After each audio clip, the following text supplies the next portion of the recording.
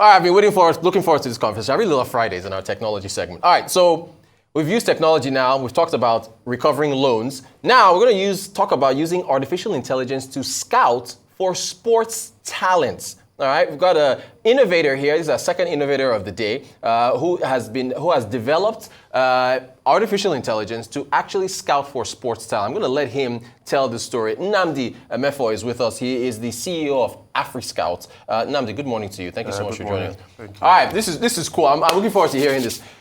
Tell us the base case. Why did you develop, I guess, tech to be able to scout for talent? What are you solving for? Where's the efficiency here? Okay, I'll start with the why. I went to an all-boys high school, St. Gregory, where me and my co-founder were so good at football, right? But after school, we just went to university, and it didn't make sense to me. So you could have been the next Ronaldo or the next Drogba. No, he could have been. My co-founder was way better than me.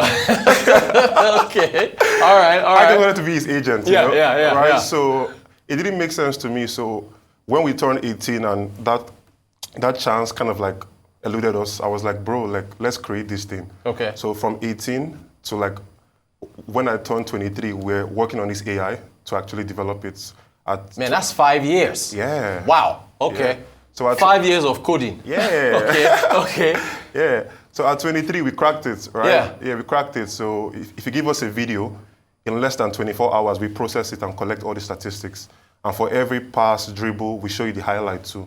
And we put it on a platform where the whole world can get to see it. Today, we're being used by RB Leipzig, Bayern Leverkusen, Brentford, Wolves, and some other top clubs, yeah. Really? Okay, so they just basically have to give you a clip. Is it of a full team playing, or you just focus on one player? No, a full team, and I collect data on it, all 22 players. All 22 players? All 22. So the passes, the shots, the dribbles. Every single thing. Okay, so now we're talking mostly football here. Everybody knows I'm a huge tennis fan. Novak Djokovic is playing today in the semifinals against Lorenzo Musetti in Wimbledon. And also, Alcaraz is playing against Daniel Medvedev.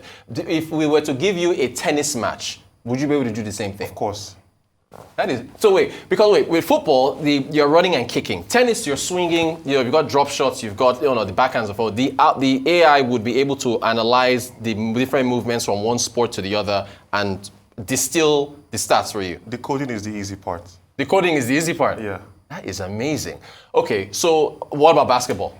Yeah, as well. In fact, we just got into the NBA Africa Accelerator program, which we're holding in New York. So we are already looking to scout the best basketball players in Africa. So yeah.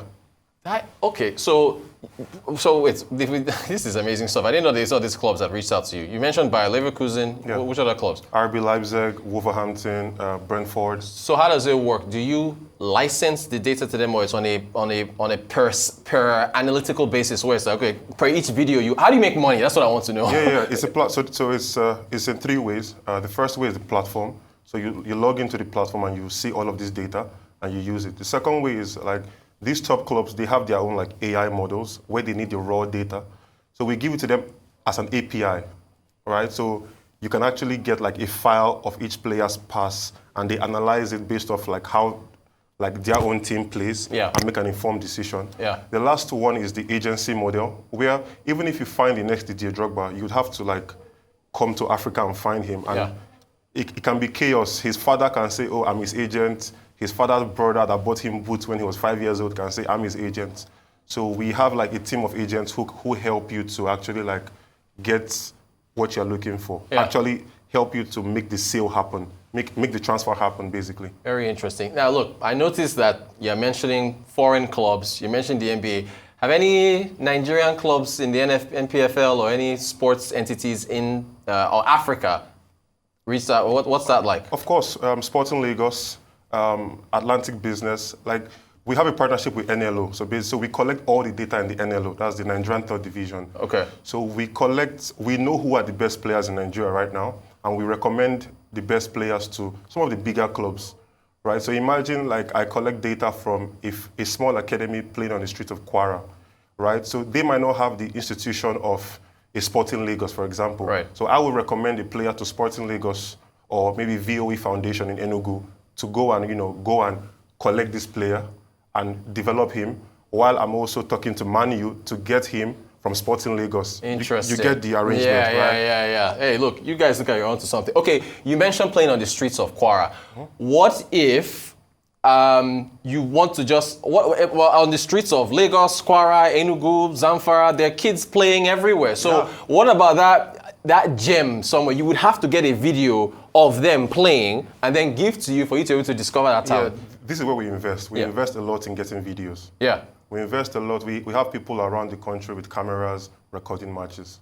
We are the real deal. We really care. So does that? So if okay, so that means is it first come? I guess the matter of first mover advantage. If you were to get a random video of some girls playing netball or Balinde or something, and you discover a talent there, then because you discover that person, then you're first in line. Of course. Oh, okay. Now, what about the hurdles that you faced? Any challenges between now and as of now with the business model or with negotiations? How's that working out? Yeah, I think the most important issue we're trying to solve now is trust.